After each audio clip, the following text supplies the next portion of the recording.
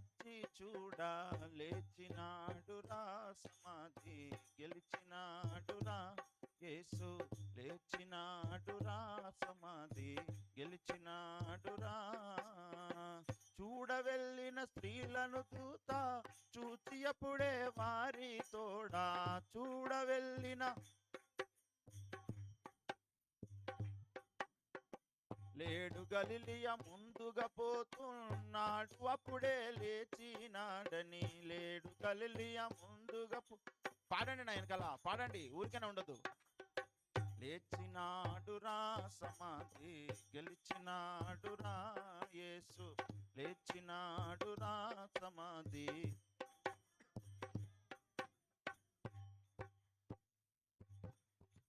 నేను చేసే పనులా నెరుగు, నేను నడిచే మార్గ మెరుగు.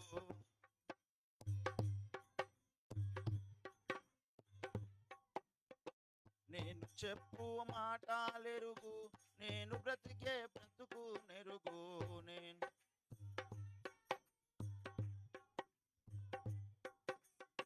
లేచినాడురా, సమాధి గెలిచినాడురా, యేసు లేచినాడురా, సమాధి.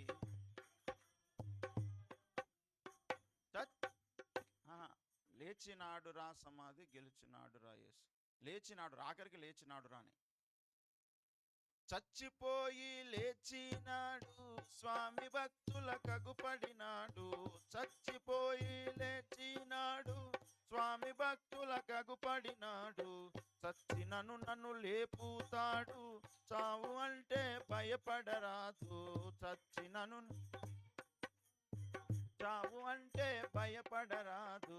లేచినాడురా, సమాధి గెలిచినాడురా, యేసు లేచినాడురా, సమాధి గెలిచినాడురా. అంతే. పాప భారము లేదు మనకు, మరణ భయము లేదు మనకు. పాప భారము నరక బాధ లేదు మనకు, మరువకండి యేసు ప్రభుని.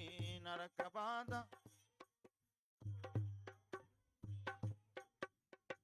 లేచినాడురా, సమాధి గెలిచినాడురా, యేసు లేచినాడురా, సమాధి గెలిచిన. యేసునందే రక్షణ భాగ్యం, యేసునందే నిత్య జీవం.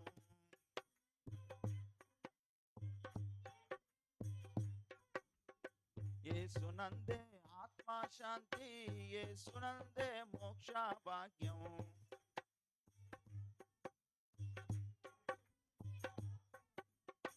లేచినాడురా, సమాధి గెలిచినాడురా, యేసు లేచినాడురా, సమాధి గెలిచినాడురా. పాపులకై వచ్చినాడు, పాపులను కరుణించినాడు. పాపులకై పాపులను ప్రేమించినాడు, ప్రాణదానము చేసినాడు.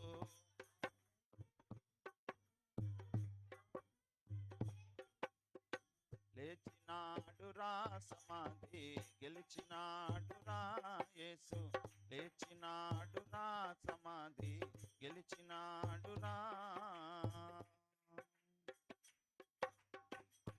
హల్లెలూయా. మంచిది, దేవునికి స్తోత్రం.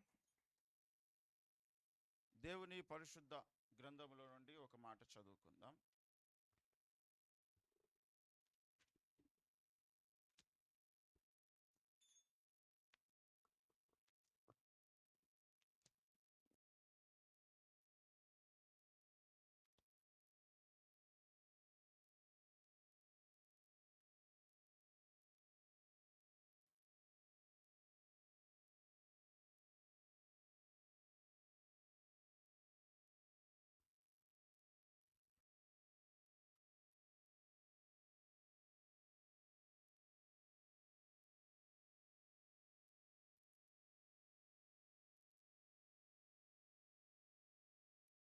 లూకా సువార్త 24వ అధ్యాయము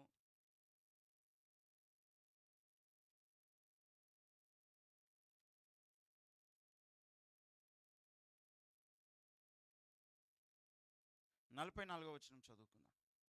అంతటా ఆయన మోషే ధర్మశాస్త్రములోను ప్రవక్తల గ్రంథములలోను కీర్తనలలోను నన్ను గూర్చి వ్రాయబడినవన్నీ నెరవేరవలనని నేను మీ యొద్ద ఉండినప్పుడు మీతో చెప్పిన మాటలు నెరవేరినవని వారితో చెప్పెను. అప్పుడు వారు లేఖనములు గ్రహించినట్లుగా ఆయన వారి మనస్సును తెరిచి క్రీస్తు శ్రమపడి 3వ దినమున మృతులలో నుండి లేచిననియు యెరూషలేము మొదలుకొని సమస్త జనములలో ఆయన పేరట మారు మనస్సును పాపక్షమాపణయు ప్రకటింపబడుననియు వ్రాయబడి ఉన్నది. చదవబడిన లేఖనం మన వెనుకల్లో దేవుడు దీవించునుగాక. ప్రార్థించుకుందాం. కృపగల తండ్రి, దయగలిగిన దేవ వందనాలు. చదవని లేఖనం నీది ప్రభా. నన్ను మమ్మల్ని మీ రక్తంతో కడిగి శుద్ధి చేయండి. దాసుని మరుగు చేసుకొని మీరు కనబడండి, అభిషేకించండి. మందరితో మీరు మాట్లాడండి తండ్రి. అయ్యా, మట్టి కుండలము, మట్టి మనుషులం, మట్టి పురుగులం, మీరే కనికరించి దయపాలించండి. సర్వాంతర్యామి, సర్వసృష్టికర్త ప్రభా, మీకు వందనాలు. మీరే తోడైండి, దీవించి ఆశ్రయించి వాడుకొని మహిమా ఘనత ప్రభాలు పొందుకొనమని సకల ఆటంకాలు లయపరుచుని కృపగా అప్పగించుకుంటూ నీ కృపా దీవెన ఆశీర్వాదం నిండుగా మంటగా దయచేసి వాడుకొని మహిమ పొందమని యేసు ఉన్నత నామమున ప్రార్థించాడు వేడుకున్నా పరమ తండ్రి. ఆమేన్. మంచిది. ప్రభువునందు ప్రియులారా, మరి మోషే మొదలుకొని ప్రవక్తలందరి గ్రంథాలలో కీర్తనలలో వ్రాయబడిన ప్రకారముగా క్రీస్తు పుట్టాడు, మరణించాడు, తిరిగి లేచాడు. ఇలాంటి ఒక సంఘటన, ఇలాంటి ఒక ఘటన ఎవ్వరి జీవితంలో జరగలేదు. దేవతలు, దేవుళ్ళు అనబడినటువంటి వారి విషయంలో కూడా ఎవ్వరి యొక్క విషయంలో జరగలేదు. ముందే పుడతాడని చెప్పబడి పుట్టడం, ముందే ఆయన ఎలా చనిపోతాడో అని చెప్పబడి చనిపోవడం, ఆయన ఎలా తిరిగి లేస్తాడో అలా చెప్పబడి జరగడము అనేది అసలు ఎవరి విషయంలో జరగలేదు. అసలు మరణించి తిరిగి ఎవరు లేవలేదు. అసలు పునరుత్థానంతో ఎవరు కూడా లేదు. చనిపోయి మరి అక్షయమైనటువంటి శరీరముగా అసలు ఎవరు లేవలేదు. కొంతమంది చనిపోయి బ్రతికిన వాళ్ళు ఉన్నారు. నాయని విధవరాలు కొడుకు లాజరు, ఎలీషా భక్తుడు ఒక విధవరాలి కొడుకును లేపాడు. ఇలా కొంతమంది చనిపోయి కూడా బ్రతికినటువంటి వారు ఉన్నారు. కానీ చనిపోయి పునరుత్థాన శరీరముతో, ఇక నాశనమే లేనటువంటి శరీరముతో లేచిన వాళ్ళు ఎవరు లేరు. ఒక్క యేసుక్రీస్తు ప్రభువు మాత్రమే అలా లేచాడు గనుక ఆయన దేవుడు. దేవునికి మహిమ కలుగును గాక. ఇవన్నీ ముందే ప్రవచనాలలో చెప్పబడి అవన్నీ కూడా కాలములో భవిష్యత్తులో నెరవేర్చబడినవి. ఇప్పుడు మన నుంచి చూసుకుంటే ఇవి రెండు కూడా భూతకాలంలే, పాస్ట్ టెన్సే. ప్రవచనాలు మనకంటే ముందు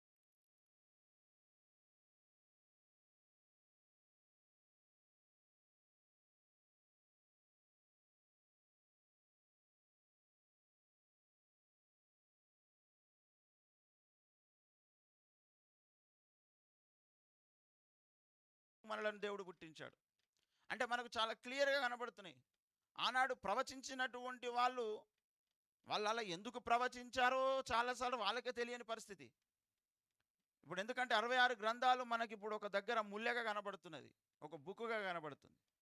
ఆ రోజు యెషయా 450 సంవత్సరాల క్రితం వాడు, దావీదు 900 సంవత్సరాల క్రితం వాడు, మోషే 1000 సంవత్సరాల కంటే ముందు ఉన్నటువంటి వాడు. అయితే వీళ్ళందరూ చెప్పినప్పుడు ఈ ప్రవచనాలను ఒకళ్ళ సంగతి ఒకరికి తెలియదు. ఒకరు చెప్పిన ప్రవచనం ఒకరికి తెలియదు. అసలు ఆ ప్రవచనం యొక్క ఉద్దేశం ఏందో కూడా వాళ్ళకు చాలాసార్లు తెలియని పరిస్థితి. కానీ వాటన్నిటిని ఈరోజు మనం చూసేటువంటి ఒక గొప్ప అవకాశం మనకి ఈరోజు కలిగింది. దేవునికి మహిమ కలుగును గాక. దాన్ని మనం ఈరోజు జ్ఞాపకం చేసుకుంటున్నాం. క్రీస్తు శ్రమపడి 3వ దినమున మృతులలో నుండి లేచును అన్నాడు. ఇది మీకు ముందే చెప్పబడింది అని ప్రభు చెబుతున్నాడు. నిజముగా చెప్పింది చెప్పినట్టుగా జరగడము అనేది ఒక గొప్ప సంగతి. ఏమండి, మత్తయి సువార్త 20వ అధ్యాయం 19వ వచనం చూడండి.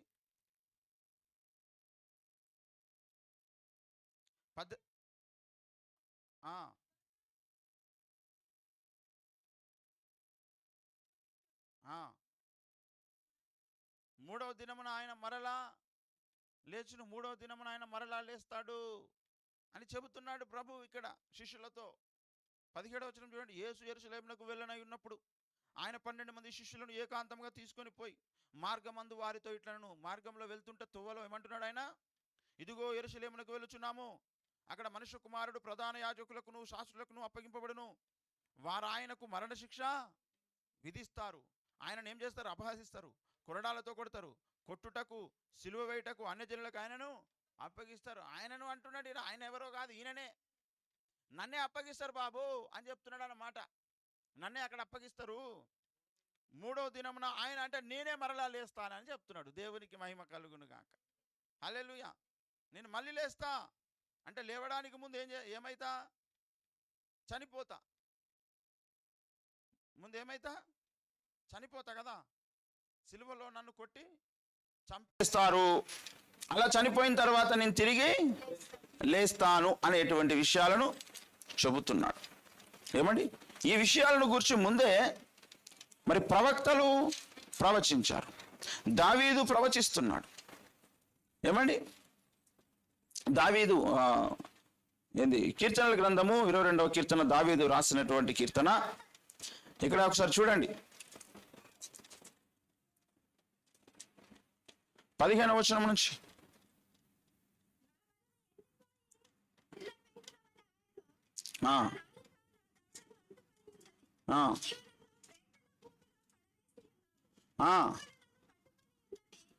కుక్కలు నన్ను చుట్టుకొని ఉన్నవి, దుర్మార్గులు గుంపు కూడి నన్ను ఆవరించి ఉన్నారు. వారు నా చేతులను పాదములను పొడిచున్నారు, నా ఎముకలన్నీ లెక్కపగలను అని చెబుతున్నాడు. ఏమండి, ఇక్కడ కుక్కలు నన్ను చుట్టుకొని ఉన్నవి అన్నాడు 16లో. ఒకసారి 20లో చూస్తే, ఖడ్గము నుండి నా ప్రాణమును, కుక్కల బలము నుండి నా ప్రాణమును తప్పింపుము, సింహము నోట నుండి నన్ను రక్షింపుము అంటున్నాడు ప్రభువు.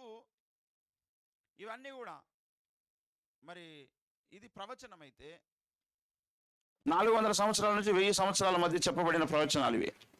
ఇలా చెప్పబడినటువంటి ప్రవచనాలు ఇక్కడ నూతన నిబంధనలో నెరవేర్చబడి మనకు కనబడుతున్నాయి. అందుకు యేసు ఆయన అవునంటే అవును, కాదంటే కాదు, ఆయన అన్నది జరుగుతుంది అంతే. ఆయన అన్నది తప్ప ఇంకేది జరగదు. ఎందుకంటే ఆది యందు భూమి ఆకాశములు కలుగునుగాక అంటే అవి కలిగాయి. అంజూర వృక్షం దగ్గరికి వెళ్ళి నువ్వు ఎండిపోవాలంటే చెప్పిస్తే ఎండిపోతుంది అంతే. ఆయన నోటిలో శక్తి ఉంది. ఆయన నోటి వాక్ ఏదంటే అది జరుగుతుంది అంతే. అలాంటి శక్తి కలిగినటువంటి వాడు దేవుడు యేసుక్రీస్తు ప్రభువుల వారు.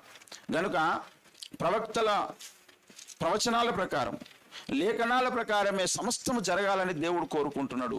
అందుకే ఆయన ఏది కొత్తగా చేయలేక కాదు, ఆల్రెడీ చెప్పబడినాయి కాబట్టి అట్లనే జరుగుతాయి.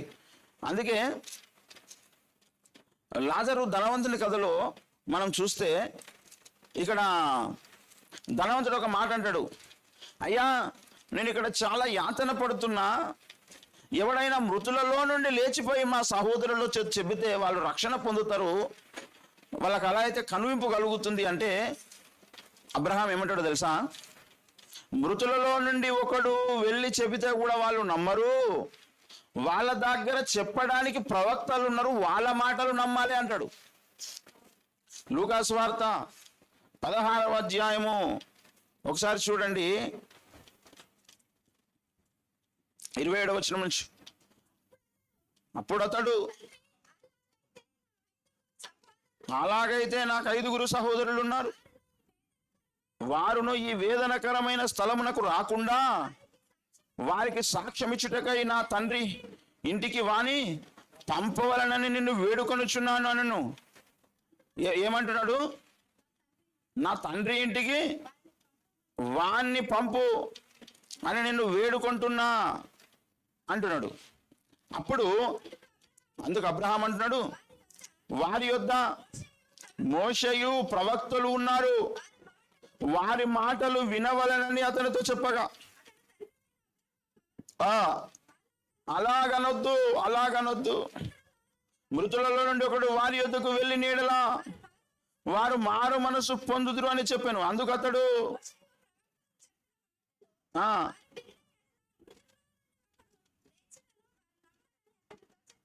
ఇక్కడ సంభాషణ జరుగుతున్నది. పరదేశంలో ఉన్న అబ్రహాముకు పాతాళములో ఉన్న ధనవంతుడికి సంభాషణ. ధనవంతుడు ఏమంటున్నాడు? అయ్యా నాకు 5 సహోదరులు ఉన్నారు, వాళ్ళు ఈ వేదనకరమైన స్థలంలోకి రావద్దు, దయచేసి మృతులలో నుండి ఒకరిని లేచిన వారిని మీరు పంపండి అని చెబుతున్నాడు. మృతులలో నుండి ఒకడు వారి యొద్దకు వెళ్ళిన వారు మారు మనసు పొందుదురు అంటున్నాడు కదా. పాతాళం నుంచి ఎవడైనా పోయి చెప్తారే బాబు వాడ ఘోరమైన నరకం ఉందిరా, బాధ ఉందిరా అని అక్కడి నుంచి ఎవడైనా పోయి చెప్పిండు అనుకోండి, నమ్ముతారా నమ్మరా? నమ్ముతారు. కొంతమంది మూర్ఖులు ఉంటారు, అక్కడికి పోయి చెప్పొచ్చిన నంబరు ఇప్పుడు యేసుప్రభు పోయొచ్చి చెప్తున్నాడు కదా. ఇప్పుడు ధనవంతుడు అక్కడ ఉన్నాడు, ధనవంతుడే చెప్తున్నాడు. ఇప్పుడు ధనవంతుని మాటలు ఎంతమంది నమ్ముతారండి? ధనవంతుడు ఇప్పుడు ఆల్రెడీ పాతాళములో వేదన పడుతున్నాడు, యాతన పడుతున్నాడు. ఎంతమంది నమ్ముతున్నారు ధనవంతుని మాటలు? ఆ ధనవంతుడు ఎవడు మనము గది మనలను ముడుచుకుంటుంది, అది మనలను అని గర్వముతో మాట్లాడుతున్నారు సుశిరు. రేపు వీళ్ళందరూ ధనవంతుడు ఉన్న స్థలంలోకి వెళ్ళబోతున్నారు ఈ మాటలు నమ్మనటువంటి వాళ్ళు. ఏ మాటలు నమ్మనటువంటి వాళ్ళు అంటే మోషేయు ప్రవక్తలు చెప్పిన మాటలు నమ్మాలి. మోషేయు ప్రవక్తలు చెప్పిన మాటలు నమ్మాలి. మోషే తర్వాత ప్రవక్తలు చెప్పిన మాటలు ఎవరైతే నమ్మరో వారందరూ ధనవంతుడు ఉన్న దగ్గరికి పోతారు, ధనవంతుడు ఉన్న స్థలంలోనికి వెళ్ళబోతున్నారు. ఇది చాలా ప్రమాదకరమైన విషయం. కానీ సైతాన్ ఏం చేస్తాడంటే ఈ లోకంలో ఉన్నటువంటి దుష్టుడు మనుషులకు ఇవి కనబడకుండా ఇవి వినబడకుండా చేస్తాడు. ఈ లోకములో ఉన్న వాటి మీదకి దృష్టిని మరలుస్తాడు అనమాట. ఈ లోకంలో ఉన్నటువంటి వస్తువులు, ఈ లోకంలో ఉన్నటువంటి పదార్థముల మీదకి దృష్టిని మరలుస్తాడు అనమాట. ఎందుకు అంటే దీని తర్వాత నెక్స్ట్ ఏమున్నదో వీనికి తెలియదు అని. అందుకే మనం చదువుకుంటాం కదా 2 కొరింథీ 4:4 ఈ యుగ సంబంధమైన దేవత అవిశ్వాసులైన వారి మనోనేత్రములకు గుడ్డితనము కలగజేసింది. ఎందుకంటే భవిష్యత్తులో ఉండబోతున్న పరలోకాన్ని వీడు అర్థం చేసుకోవద్దు, భవిష్యత్తులో ఉండబోతున్నటువంటి పాతాలను కూడా వారి అర్థం చేసుకోవద్దని గుడ్డితనం కలగజేసి ఆ భవిష్యత్తు సంగతులను చూపెట్టకుండా ఇప్పుడు ప్రస్తుతం ఉన్న విషయాలని వీడు చూస్తాడన్నమాట. అట్లా కొందరిని వీడు నాస్తికులను చేసేస్తాడు, కొంతమందిని అవిశ్వాసులుగా మార్చేస్తాడు, కొంతమందిని శ్రద్ధ లేని వారిగా చేస్తాడు, కొందరిని ఆసక్తి లేని వారిగా మారుస్తాడు, కొంతమంది ఎంత చెప్పినా వినని వాళ్ళగా మారుస్తాడు, కొంతమంది హృదయాన్ని కఠినపరుస్తాడు, కొంతమంది యొక్క చెవులను వాడు వినకుండా చేస్తాడు అన్నమాట. కొందరిని అవిధేయులుగా మారుస్తాడు, కొందరిని మరి అన్యాయస్తులుగా మార్చేస్తాడు. వాడు న్యాయంగా ఆలోచించరు ఇక వాళ్ళు. ఇలాంటి వారందరినీ కొంతమందిని పిరికి వాళ్ళుగా మారుస్తాడు. కొంతమంది నీకు దేవభక్తి ఉంటే నువ్వు ఒక విగ్రహారాధన చేయి, లేదా ఒక చెట్టుకు, పుట్టకు, గుట్టకు, ఒక జంతువుకు మొక్కు అని ఇట్లా డైవర్ట్ చేస్తాడు. కానీ దేవుడు చెప్పిన మాటల దగ్గరికి మాత్రం పోనివాడు వాడు. ఆ విధంగా వాడు మెల్లిగా ఏం చేస్తాడంటే డైవర్ట్ చేస్తూ ఉంటాడు అన్నమాట. డైవర్ట్ చేస్తూ ఉంటాడు. ఈ యొక్క కంచెలు, ఈ యొక్క అడ్డంకులు, ఈ స్పీడ్ బ్రేకర్లు అన్ని దాటుకుంటూ రావాల్సి వస్తుంది భక్తి జీవితంలోకి. ఏమండి ఇక్కడ అబ్రహాం అంటాడు, ఏమంటాడంటే అయ్యా వారి ఈ వేదనకరమైన స్థలంలోకి రాకుండా వారికి సాక్ష్యం ఇచ్చుటకై నా తండ్రి ఇంటికి వారిని పంపు అని నేను వేడుకుంటున్నా. ఏమి ఇవ్వడానికట? సాక్ష్యం ఇచ్చేటోళ్ళు కావాలి. ఈరోజు సాక్ష్యం చెప్పేటోళ్ళు కావాలండి. అంటే అబ్రహాం ఏమన్నాడు? వారి యొద్ద మోషేయు ప్రవక్తలు ఉన్నారు, వారి మాటలు వినవలనని అతనితో చెప్పిన. వాళ్ళ మాటలు వినారా బాబు? వాళ్ళు చెప్పిన మాటలు వినాలి. లేదు వాళ్ళు చెప్పిన మాటలు కాదు, నాకు సాక్ష్యం పంపంటుండే వాడు. ఆడ కూడా మూర్ఖంగా వాడు పాతాళంలో ఉండి కూడా ఎంత మూర్ఖంగా వాదిస్తున్నాడు చూడు. ఇప్పుడు అబ్రహాము పరదేశుకు వెళ్ళాడు. అబ్రహాము చెప్తున్నాడు, అరే బాబు మీ కొరకు అక్కడ ప్రవక్తలు ఉన్నారు అని చెప్తే, కాదు నువ్వు ఒక సాక్షిని పంపించు, మృతులలో నుంచి లేచి పంపించి. అంటే అంత నువ్వు అనుకున్నట్టేనా? అంత నువ్వు అనుకున్నట్టేనా? మోషే ప్రవక్తలు చెప్పిన మాటలు నమ్మాలంతే. ఈరోజు ముస్లిమ్స్ మోషే మాటలు నమ్ముతారు, కానీ అవి కొన్ని కల్పించబడినాయి. యూదులు కూడా మోషేను ప్రవక్తగా ఎంచుకుంటారు, ఎందుకంటే అందరికీ మూలపితరులు వీళ్ళే. కానీ ఒక్కొక్కరిని ఒక్కొక్క సమయంలో, ఒక్కొక్క సన్నివేశంలో ఈ సైతాన్ ఏం చేసిండంటే వాళ్ళను డైవర్ట్ చేసిండు, కళ్ళకు గంతలు కట్టేసిండు. వాడు విశ్వాసం లేకుండా చేసిండు అనమాట. దేవుని మాటల మీద విశ్వాసం ఉండాలి ఫస్ట్. దేవుని మాటల మీద విశ్వాసం ఉన్న వాళ్ళకి రక్షణ కలుగుతుంది. దేవుని మాటల మీద విశ్వాసం లేకపోతే వాళ్ళకి రక్షణ ఎప్పటికీ రాదు. యేసుప్రభు డైరెక్ట్ వచ్చి కనబడితే కూడా రక్షణ ఉందరు కొంతమంది. యేసుప్రభు డైరెక్ట్ వచ్చి కనబడితే కూడా నువ్వు అట్లా నమ్మడం కంటే లేఖనాల ప్రకారం రక్షణ పొందడమే నీకు సరైనటువంటి మార్గం అన్నమాట, సరైన మార్గం. నేను యేసయ్యను చూసినా కానీ బాప్తిసం పొందాలనే విషయం తెలియదు అనుకోండి, ఏం ప్రయోజనం? ఇప్పుడు సిలువ మీద యేసు ప్రభువును కొన్ని వేల మంది చూసిరు. 33.5 సంవత్సరాలలో యేసు ప్రభువును కొన్ని వేల మంది చూసిరు, చూడలేదా? కానీ వాళ్ళందరూ పరలోకంలో ఉంటారనే గ్యారంటీ లేదు. ఆయనను చూశారు. బిలాం చూసిండు యేసు ప్రభువును, ముఖాముఖిగా మాట్లాడిండు. కానీ ఈరోజు పరలోకంలో లేడు బిలాం, ఉండడు. ఎందుకుంటాడంటే ముఖాముఖి చూస్తే సరిపోదు, దేవుణ్ణి చూసుడు కాదు ఇక్కడ కావాల్సింది. ప్రవక్తల చేత రచింపబడిన లేఖనాలను నమ్ము వాళ్ళము కావాలి. మనము లేఖనాలను మనము పరిశీలించాలి, లేఖనాలను నమ్మాలి. లేఖనాలు ప్రవక్తలు చెప్పిన మాటలు కావాలి మనకు. యేసుప్రభు నీకు డైరెక్ట్గా కనబడ్డా కూడా కాదు, దాని మీద దృష్టి పెట్టొద్దు. ఈరోజు చాలా మంది చేసే ప్రార్థన ఏంటిదో తెలుసా? ఇది కూడా సైతాను ప్రేరేపణ ప్రార్థననే. ఏంటిదంటే, దేవా నాకు ఒకసారి కనబడు, ఒకసారి కనబడు. ఎందుకురా బాబు కనబడాలి నీకు? ఎందుకు దేవుడు కనబడాలని చాలా మంది అడుగుతారు కదా. అవును, ఎందుకు కనబడాలంటున్నా నేను. దేని కొరకు కనబడాలి? ఏమిటి కొరకు కనబడాలంటున్నా? లేదు సార్, ఒకసారి చూద్దాం. క్యూరియాసిటీ, అంతే. క్యూరియాసిటీ. దేవుడిని కనబడంగానే పని అంత అయిపోదు. ఆయన చెప్పిన మాటలను నువ్వు వినాలి, అది జరగాల్సింది. అందుకే దేవుడు ఎప్పుడెవరికి కనబడాడు ఆయన. ఇప్పుడు క్రైస్తవులు 250 కోట్ల మంది యేసుప్రభుని నమ్ముతున్నారండి భూమి మీద. అంతమంది ఎంతమంది కనబడ్డాడు యేసుప్రభు? 1 కోటి మంది కనబడ్డా? అసలు ఆయన ఎవరు కనబడు? ఒకరికో ఇద్దరికో దర్శనమిచ్చి కనబడుకుంటాడు అంతే. కనబడలేక కాదు, కనబడగలడు కానీ కనబడు. ఎందుకు కనబడంటే, నేను కనబడడం కాదురా ముఖ్యము, మీరు లేఖనాలను నమ్మడం ముఖ్యం. దేవునికి మహిమ కలుగును గాక. మీకు చెప్పుటకు మోషేయు ప్రవక్తలు ఉన్నారు మీ దగ్గర, వాళ్ళు చెప్పిన మాటలు మీరు నమ్మడం నేర్చుకోవాలి తప్ప నువ్వు కనబడు నా లేఖనం కాదా? లేఖనం నెరవేరాలి. అందుకే యేసుప్రభు తను లేఖనాలను గౌరవించాడు. యేసుప్రభుల వారు లేఖనాలను హెచ్చించాడు. వాక్యమే దేవుడై ఉన్నాడు. దేవుడై ఉన్న వాక్యాన్ని, లేఖనాలను దేవుడు గణపరిచాడు యేసుప్రభుల వారు. దేవునికి మహిమ కలుగును గాక. ఏమండి, మనం కూడా లేఖనం ఏమి చెప్పుచున్నదని దృష్టిలోనికి వచ్చినప్పుడే సత్య దేవుని ఆరాధకులమైతాం మనం. దేవునికి మహిమ కలుగును గాక. ఏమండి, లేఖనం ఏమి చెప్పుచున్నది అనే మాటను మనము చెప్పుకోవాలండి. ఒకసారి చూడండి, లూకా సువార్త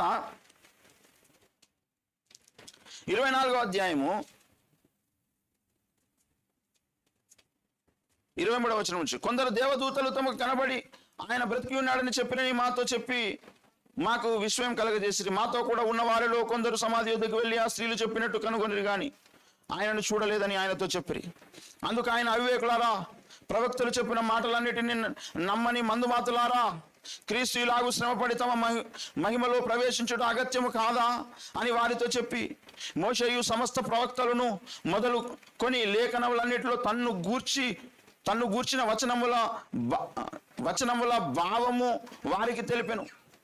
ఇంతలో తాము వెళ్ళుచున్న గ్రామం దగ్గరకు వచ్చినప్పుడు ఆయన ఇంకా కొంత దూరం వెళ్ళున్నట్లు అగపడగా వారు సాయంకాలం కావచ్చినది, ప్రొద్దుగూకినది, మాతో కూడా ఉండమని చెప్పి ఆయనను బలవంతం చేసిరి గనుక ఆయన వారితో కూడా ఉండుటకు లోపలికి వెళ్ళాను. ఆయన వారితో కూడా భోజనమునకు కూర్చున్నప్పుడు ఒక రొట్టెను పట్టుకొని స్తోత్రం చేసి దాని విరిచి వారికి పంచిపెట్టగా వారి కన్నులు తెరవబడి ఆయనను గుర్తుపట్టిరి. అంతటా ఆయన వారికి అదృశ్యుడాయను. ఎంతసేపు దేవుడు అదృశ్యమైదామని చూస్తున్నాడు. వాళ్ళతో ఉండడానికి కాదు ఇష్టపడుతున్నది. దేవుని యొక్క దృష్టి ఏమిటి? లేఖనాలు నెరవేర్చక నేను వచ్చినావా? లేఖనాల ప్రకారము మీరందరూ విశ్వాసం పొందాలి, విశ్వాసం కలిగి ఉండాలి. అందుకే కనబడేటువంటి దైవము మనకు బైబిలే. దేవునికి మహిమ కలుగును గాక. లేఖనం కనబడుతుంది మనకు. లేఖనం మీదకి దృష్టి మరల్చిన వాడు అసలైన క్రైస్తవుడు కాలేటప్పటికి కూడా. ప్రభువే చెప్తున్నాడు కదా ఇక్కడ, ఓరి మందమతులారా, ఓరి బుద్ధిహీనులారా, నేను ఏం చెప్పాలి మీకు? నేను కనబడు కాదురా ముఖ్యము, లేఖనాలు ఏం చెప్తున్నాయో వినండి. మీరు లేఖనం చెప్పింది విడిచిపెట్టి యేసుప్రభు ఉన్నాడు ఆ సమాధిలో చూడవచ్చారు మీరు. నేనేం చెప్పినా గుర్తుకు లేదా మీకు అంటే గుర్తుకు లేదు, మర్చిపోయినరు. ఆయన 3వ రోజు తిరిగి లేస్తాడు అనేటువంటి విషయం చెప్పాడు శిష్యులకు. చెప్పినా లేదా? ఎక్కడ చెప్పిండు? మత్తయి సువార్త 20వ అధ్యాయంలో చెప్పిండు. మరి శిష్యులు గుర్తుపెట్టుకున్నారా? గుర్తుపెట్టుకోలేదు. అందుకే ఆయన తిడుతున్నాడు. మరి ఎందుకు తిట్టాడా ప్రభు? ఇప్పుడు అన్నాడా లేదా? ఏమన్నాడు చూసారా? ముందు మత్తయి సువార్త 20వ అధ్యాయం చూడండి, మనకు కూడా గుర్తుండాలి. వచనం 20వ అధ్యాయం 25వ వచనం.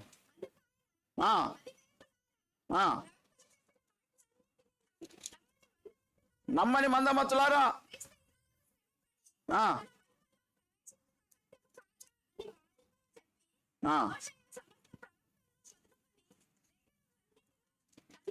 ఇక్కడ ఏమని తిడుతున్నాడు ప్రభు? ఏమని తిడుతున్నాడు అంటున్నా? అవివేకులారా, మందమతులారా, మంద బుద్ధి కలిగి ఉన్నారా అంటున్నాడా? ఓరు అజ్ఞాని, ఓరు అవివేకి, నేనేం చెప్పినా అంటున్నాడా లేదా? తెలంగాణ భాషలో కొంచెం తిట్టుడు చాలా రఫ్గా ఉంటుంది. ఆంధ్రాలో తిడితే కూడా చాలా కమ్మగా ఉంటుంది, కానీ తెలంగాణలో మెచ్చుకుంటే కూడా అది కొంచెం రఫ్గా ఉంటుంది అనమాట. మన భాష రఫ్గా ఉంటుంది. ఆంధ్రాలో తిడితే కూడా వాళ్ళది సాఫ్ట్గా ఉంటుంది. ఏమో ఇక మరి దేవుడు అట్లా పెట్టిండు భాషను, ఏం చేస్తాం మనం. కానీ అయితే ఇక్కడ అంటాడు, ఎందుకు దేవునికి బాధ కలుగుతుంది, ఎందుకు అంటున్నాడు ఈ మాట? అరే నన్ను చూచుడు కాదురా, లేఖనాలు ఏం చెప్తున్నాయో చూడాలి అంటున్నాడు ఆయన. లేఖనాల మీదకి దృష్టిని మరలుస్తున్నాడు కదా. రోమీయులకు రాసిన పత్రిక 4:3 ఏముంటది? లేఖనం ఏమి చెప్పుచున్నది మర్చిపోద్దు, మనము కంటో పాఠంగా గుర్తుపెట్టుకోవాలి ఈ వచనాన్ని మనము.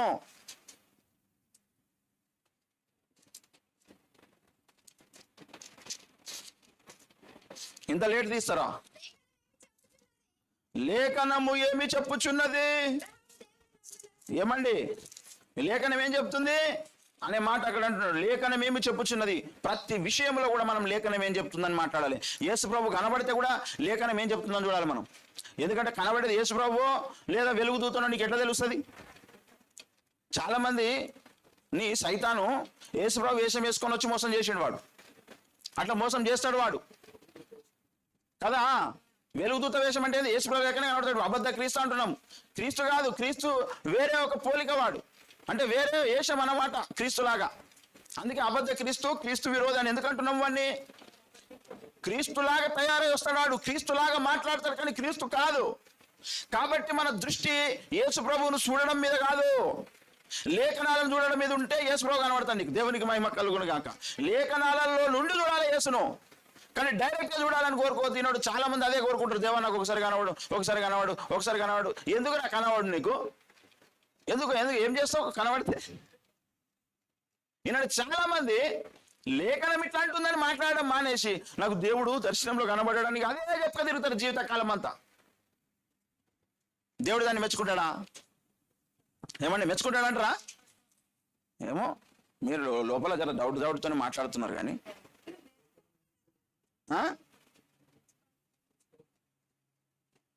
ఏమండి కాదు కదా.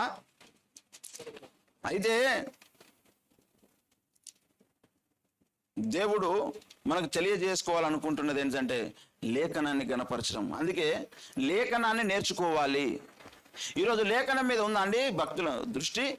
అంటే గమనిస్తే చాలా మంది లేఖనాన్ని పట్టించుకుంటలేరని అర్థమవుతున్నది. లేఖనాన్ని పట్టించుకుంటలేరని అర్థమవుతుంది. మనలను కూడా సైతాను బైబిల్ చదవనీయాడు. అందుకే నువ్వు పాటలు వాడు, ఆరాధన చెయ్యి, ఇంకేమన్నా చెయ్యి, కానీ లేఖనం చదవకు. నువ్వు చదవకుండా రకరకాల పని తీసుకొచ్చి పెడతాడు వాడు. బైబిల్ని చదవకుండా మన ఏ పని వచ్చినా, ఎలాంటి పరిస్థితి అడ్డుకున్నా సరే అది సైతాను కుట్రనే, దేవుని కుట్ర కాదు. దేవుడు చేసిన కార్యం కాదు అది. మనం బైబిల్ చదవలేకపోతున్నాం అంటే నీకున్న పని అంతా అది సైతాను పెట్టింది తప్ప దేవుడు ఇచ్చింది కాదు. దేవుడు ఎప్పుడు కూడా నిన్ను బైబిల్ చదువుకోకుండా చేయడు. నీకు ఏది ఇచ్చినా బైబిల్ చదువుకునే సమయం, ప్రార్థన చేసుకునే సమయం నీకు ఇచ్చే మిగతా అని దేవుడు ఇస్తాడు. అంతేప నువ్వు బైబిలే చదవనంత బిజీగా, బైబిలే చదవనటువంటి విధంగా ముందుకెళ్తున్నాం మనం జీవితంలో అంటే అది ఖచ్చితంగా దేవుని వలన కలిగింది కాదు. కాబట్టి మనము మార్చుకోవాలి, మారు మనసు పొందాలి, దిద్దుకోవాలి, సరి చేసుకోవాలి, లేఖనం మీదకి రావాలి. ఈరోజు చాలా మందికి లేఖనం అంటే ఇష్టం లేదండి. వాస్తవానికి ఇష్టం లేదు. లోపల పైకి మాట్లాడతారు, పైకి భక్తి కలిగిన వారి వలె ఉండియో దాని శక్తిని ఆశ్రయించలేదు. బైబిల్కు ఉన్న శక్తిని, లేఖనానికి ఉన్న శక్తిని ఆశ్రయించినటువంటి వాళ్ళు ఉన్నారని చెప్తున్నాడు తిమోతితో పౌలు భక్తుడు. అవునా లేదా? ఏమండి ఈరోజు పైకి భక్తిగా కనబడుతున్నటువంటి వాళ్ళు ఉంటున్నారండి. 2 తిమోతి పత్రిక 3వ అధ్యాయం 5వ వచనం చూడండి. పైకి భక్తి గల వారి వలె ఉండి దాని శక్తిని ఆశ్రయించని వారు నయ్యుందురు. ఇట్టి వారికి విముఖుడవై ఉండుము. ఏం చేయమన్నాడు? విముఖుడవై ఉండుము అంటే వేరుగా ఉండాలి, నువ్వు వ్యతిరేకంగా ఉండాలి వాళ్ళకు. పైకి భక్తిగా ఉన్నోడు ఎవడో నీకు ఎట్ట తెలుస్తుంది? వాడు లేఖనాలను ఆశ్రయించాడు, లేఖనాలను చూడాడు, దేవుణ్ణి ఆరాధిస్తా అంటాడు, దేవుణ్ణి పాడుతా అంటాడు, దేవుణ్ణి పొగుడుతా అంటాడు, నాకు యేసయ్య నువ్వు చూసినా అంటాడు పదే పదే. అదేగా దృష్టి. అది కాదు మనకు కావాల్సింది. అది జరిగితే జరిగిందేమో ఒకసారి, కానీ దానికంటే కూడా మనకు కావాల్సింది ఏంటి? కొంతమంది చెప్తారు, నాకు యేసుప్రభు కనబడ్డాడు. అవును, ఏమన్నాడు? ఎంతసేపు ఉన్నాడు నీతో కనబడి? ఏమని ముచ్చట పెట్టిండు? నాకు యేసుప్రభు కనబడి ఇట్లా చెప్పిండు, చెప్తే చెప్పిండు, అయితే నాకేంది ఇప్పుడు? దాని మీద పెట్టొద్దు దృష్టి. లేఖనము. ఇప్పుడు యేసుప్రభు కనబడి ఒక ముచ్చట చెప్పిండట. ఏమని చెప్పిండంటే ఎల్ఎన్ వైటమ్మ గారికి చెప్పిండట ఒక మాట. ఎల్ఎన్ వైటమ్మ గారు, సెవెంత్ డే అడ్వెంటిస్ట్, నువ్వు శనివారం ఆరాధన చేయమ్మా, అది పవిత్ర పరిచిన నేను, ఇక నువ్వు ఆదివారం చేయొద్దని చెప్పిండట. చెప్పినాడు యేసుప్రభువేనా? ఈనాడు సెవెంత్ డే అడ్వెంటిజంలో ఉన్నటువంటి వాళ్ళందరూ ఎల్ఎన్ వైటమ్మ గారు స్థాపించినటువంటి ఆ సంస్థలో కొనసాగుతున్నారు. మరి శనివారం ఏమో వాళ్ళు ఆరాధన చేస్తారు, వాళ్ళు ఆదివారం చేస్తారు, అరకానికి పోతారు అంటారు వాళ్ళు. మనమేమో ఆదివారం ఆరాధన చేస్తున్నాము. ఎంత పెద్ద గ్యాప్ వచ్చింది చూడండి. ఇది ఎక్కడి నుంచి వచ్చింది? లేఖనాలను పరిశోధిస్తూ వచ్చిన బోధ కాదు ఇది. ఆమెకు ఒక దర్శనం కలిగి అక్కడ చెప్పబడింది, నువ్వు విశ్రాంతి దినమును పరిశుద్ధంగా ఆచరించమని కనబడ్డదట ఆకాశంలో. అందుకు ఆమె సెవెంత్ డే అడ్వెంటిజం అనేది ప్రారంభించింది. యేసు ప్రభువు లాగా కనబడతాడు దయ్యం, వెలుగుదూత వేషం వేసుకొని. అందుకే ఈ దర్శనాల మీద, కళల మీద దృష్టి పెట్టొద్దు. కళలు మనలను రాంగ్ గైడెన్స్ లో తీసుకెళ్తాయి. రోజు పడతాయి వందల కళలు, వాటిని పట్టించుకోవద్దు. కొన్నిసార్లు నిజంగానే దేవుడు కళల ద్వారా మాట్లాడతాడు. కళ్ళ ద్వారా మాట్లాడినటువంటి దేవుడు వచనం ద్వారా కూడా మాట్లాడతాడు నీతో. నీ కళ యొక్క ఉద్దేశం వాక్యంలో ఉండాలి, లేఖనాలలో ఉండాలి. లేఖనంలో లేని ఆ కళ కూడా అవసరం లేదు. ఈరోజు కొంతమందికి వాక్యం ఏం చెబుతుంది, లేఖనం ఏం చెబుతుంది కంటే కూడా నాకు ఈ కళ పడ్డది, నాకు ఈ కళ పడ్డది, నాకు ఈ దర్శనం పడ్డది, నాకు ఇట్లా అనిపిస్తున్నది, నాకు ఇది కనబడుతుంది పదే పదే. అరే పది కాదు, 1000 సార్లు కనబడ్డా సరే ప్రార్థన చేయి దాని గురించి. ప్రభువా దానిని ఉద్దేశించి నాకు లేఖనంలో చూపెట్టని ప్రార్థన చేయాలి. అంతే తప్ప బైబిల్ ఇంట్లో ఉంటుంది, బైబిల్లో లేఖనాలు ఉంటాయి. ఈ లేఖనాల కంటే కూడా అనుకోకుండా ఒక కళ పడితే, ఒక దర్శనం వస్తే ఇక దాని వెనకాల పరిగెడతారు, ఇక అదే చెప్ప తిరుగుతారు. ఇక అది దేవుని వల్ల కలిగిందా, సైతాన్ వల్ల కలిగిందా, నీ ఆటపాటల వల్ల కలిగిందా? దినమంతా చేసే పనులను బట్టి కళలు కలుగుతాయి. ప్రసంగి గ్రంథంలో చెప్తాడు. మన దృష్టి ఎక్కడికి పోవాలి? లేఖనం మీదకి పోవాలి. మరి లేఖనం మీదకి పోతున్నది అయినోరు, రండి లేఖనాలను పరిశోధించుదాం అంటే ఒక్కడు రాడు. రండి యేసయ్య నామములో మనం ఆరాధన చేద్దాం, మ్యూజిక్ ఫెస్టివల్ పెడదాం, మస్తు మంది వస్తారు. రండి స్వస్థత కూడిక పెడదాం, మస్తు మంది వస్తారు. రండి లేఖనాలను పరిశోధించుదాం, ఒక్కడు రాడు. చాలా తక్కువ. ఒకడు రాడంటే ఇప్పుడు స్వార్థ కూడికలకు వెళ్ళే లక్షల మంది, 1000 మంది. పాటలు ఆల్బమ్లు రిలీజ్ చేస్తున్నాం, రండి అంటే వచ్చే 1000 మంది. మనము సంగీత వివాహాలు చేద్దాం అని పిలిస్తే వచ్చే 1000 మంది. లేఖనాలను పరిశీలించుదాం రా అంటే రాడు. ఎందుకంటే సైతాన్ గారు డైవర్ట్ చేసి పడిస్తాడు. లేఖనం ఎందుకు నీకు? ఆ లేఖనాలను పరిశీలించి ఏం చేస్తావు నువ్వు? అప్పుడే ఎవరో ఫోన్ చేస్తాడు, అప్పుడే ఏదో సమస్య వస్తుంది, అప్పుడేదో దుఃఖం వస్తుంది, అప్పుడేదో బాధ వస్తుంది, అప్పుడేదో రకరకాలుగా నువ్వు లేఖనాల దగ్గరికి కొనియడాన్ని నిన్ను. ఆఖరికి అరే నీకు ఇష్టమైతే నేనే యేసుప్రభు వేషం వేసుకొని వస్తాయి చూపెడ కనబడతారా నీకు? కానీ లేఖనాల కాడికి పోకరా. అంత బాధ వానికి సైతాను, అంత బాధ. అందుకే లేఖనం ఏమి చెప్పుచున్నది అనే మాట మనం పట్టుకోవడం చాలా ముఖ్యమైనటువంటి విషయం. దేవునికి మహిమ కలుగును గాక. మన దృష్టి మొత్తం లేఖనాల దగ్గరికి వెళ్ళాలి. ఎందుకంటే ఈ లేఖనాలలో ఒక పుల్ల అయినను సున్నా అయినను తీయొద్దు, కలపొద్దు, నాశనం కాదు. అది ఉన్నదన్నట్టు జరుగుతుంది. భూత భవిష్యత్ వర్తమాన కాలాలలో ఉన్న సంగతులన్నీ లేఖనాలలో దేవుడు ముద్రించి ఇచ్చేశాడు. ఇందులో ఎవడు ఏది కలపొద్దు, ఎవరు ఏది తీసివేయరాదు. అంత పకడ్బందీగా లేఖనాన్ని ఇచ్చిన తర్వాత ఈరోజు చాలా మందిని సైతాను బైబిల్ చదవకుండా చేసిండండి. బైబిల్ను ఎవరైనా గట్టిగా కూర్చున్న పెట్టి అడిగితే వాళ్ళు షేమ్గా ఫీల్ అవుతారు. బైబిల్ ఎంతమంది చదువుతున్నారు? క్రైస్తవులు అందరూ. మీకు తెలిసిన ఎంతమంది చదువుతున్నారు బైబిల్? అయితే మామూలుగా చదువుకుంటూ పోవడం వేరు విషయం. దీన్ని ఎంతమంది పరిశీలిస్తున్నారు, పరిశోధన చేస్తున్నారు, ఎంతమంది దీన్ని ధ్యానిస్తున్నారు? అంత దూరం పోనీయాడు సైతాను. రకరకాల ఇబ్బందులు పెడతాడు నీకు. లేఖనం దగ్గరికి నువ్వు వెళ్తున్నావు అంటేనే నిన్ను అష్ట కష్టాలు పెడతాడు వాడు. వాటన్నిటిని దాటుకొని చదవాల్సి వస్తుంది నువ్వు. అప్పుడు నీకు దొరుకుతుంది, సర్వసత్యం దొరుకుతుంది. ఎందుకంటే ప్రసంగిలో అంటాడు, సత్యం అనేది దూరముగాను బహు లోతుగాను ఉన్నది అంటాడు. దాన్ని కనుగొనగలవాడేవాడు?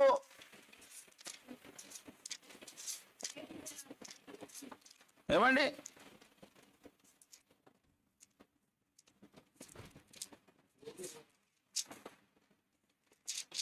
కదా, 7వ అధ్యాయం 24వ వచనంలో అంటాడు చూడు, సత్యమైనది దూరముగాను బహు లోతుగాను ఉంది. తవ్వాలి ఇప్పుడు నువ్వు.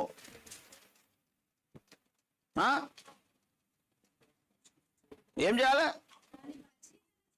తవ్వాలి అంటున్నా, తవ్వాలి. ఈ తవ్వుడే పరిశీలన ఇక్కడ అనడం లేదా? లోతుగా ఉందంటే లోతుగా ఉన్నదానికి ఎట్లా పోతారు? లోతున్న దగ్గరికి తవ్వుకుంటూనే పోవాలి, దూరంగా ఉన్న దగ్గరికి నడుచుకుంటూ పోవాలి. ఇప్పుడు లేఖనంలో, బైబిల్లో నువ్వు లేఖనాన్ని తవ్వుకుంటా లోపలికి పోవాలి.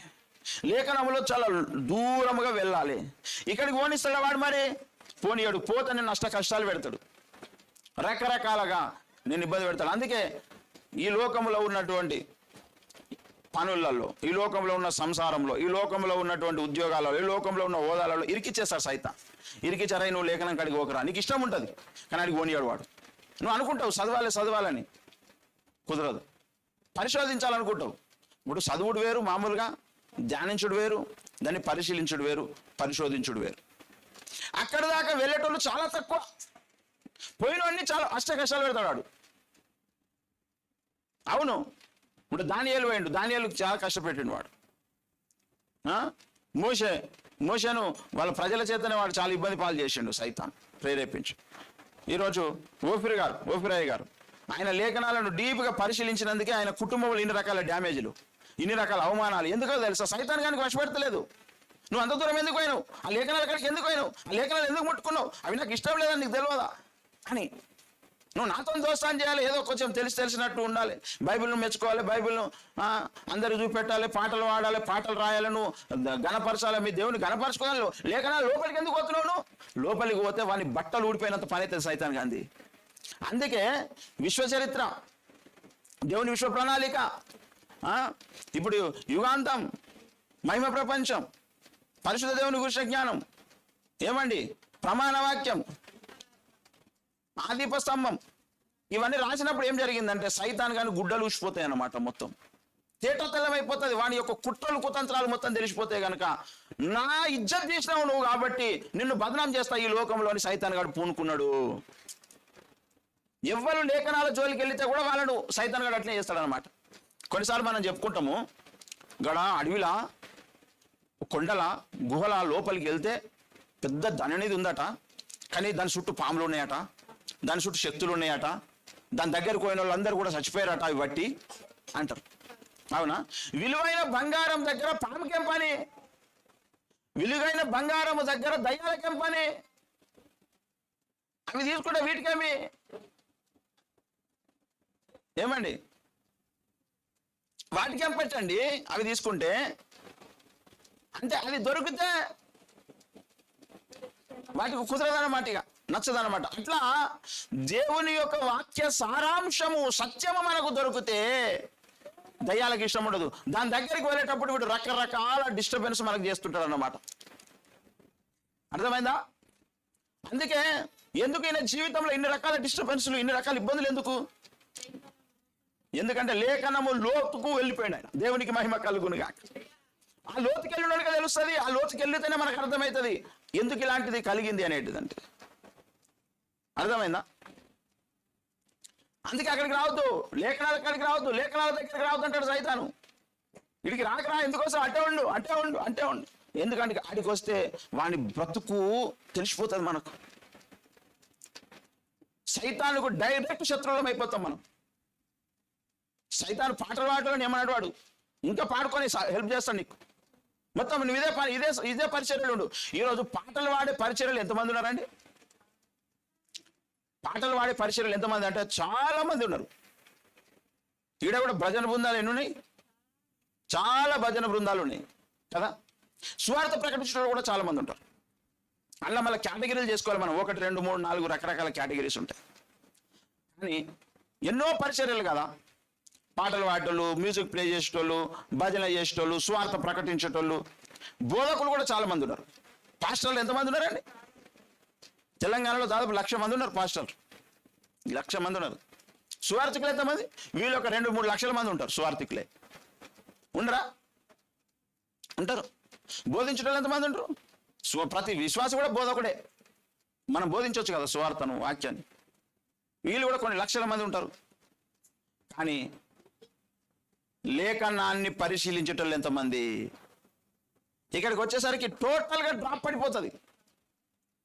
లేఖనాన్ని పరిశీలించేటోళ్ళు ఎంతమంది అనేసరికి అసలు దీనికి పోటీ ఉండదు, చాలా తక్కువ. ఇప్పుడు 1,00,000 మందిలో ఎంతమంది ఉండొచ్చు? లోతుగా అక్కడికి వెళ్ళేటోళ్ళు ఎంతమంది ఉండొచ్చు? దూరంగా ఉన్న లేఖనాన్ని తెలుసుకుంటే ఎంతమంది ఉండొచ్చు? ఇక అక్కడ 100,000 మంది ఉన్నారు. ఒకరో ఇద్దరో 10 మందో, వాళ్ళు కూడా మనం దొరకడం చాలా కష్టం అయిపోతుంది. ఇప్పుడు సైతాన్ గాడు ఈ 1,00,000 మంది పాటలు పాడే 1,00,000 మంది మీదనా, లేకపోతే స్వార్థ చేసే 1,00,000 మంది మీదనా, సేవ చేస్తున్నటువంటి కాపరుల మీద వీళ్ళు లక్షల మంది పెడతాడు దృష్టి, వీళ్ళ మీద పెడతాడు దృష్టి ఎక్కువ. ఒకరో ఇద్దరో 10 మందో లేఖనం లోపలికి వెళ్తున్నారు కదా, వాళ్ళ మీద పెడతాడా దృష్టి. వీళ్ళ మీద కూడా దృష్టి ఉంటుంది అక్కడికి పోకుండా. కానీ ఎవరైతే లేఖన సారాంశ సత్యాన్ని తెలుసుకొని దగ్గరికి పోతారో వాళ్ళ మీద ఇంకెక్కువ గురి ఉంటుంది వానికి. ఇప్పుడు బయట దయ్యాలు పడతాయా? కానీ పలానా అడవిలో ఏమడవి అది?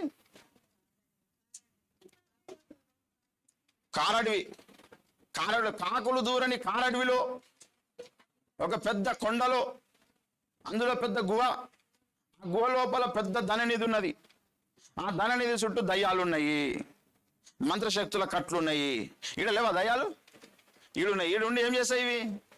ఈడ ఏం పని చేస్తాయి? ఆడ కూడా అదే పని చేస్తాయి, కానీ ఇంకా ఆడ ఎక్కువ మోతాదులో ఉన్నాయి. అట్లనే ఇక్కడ దేవుని పని చేసే విశ్వాసులకు, సేవకులకు శోధనలు ఉంటాయి. కానీ లేఖన సత్య సారాంశమును తెలుసుకోవాలి అని అంత లోతుకు వెళ్ళినప్పుడు అక్కడ ఇంకా ఎక్కువ తీవ్రత ఉంటుంది అన్నమాట.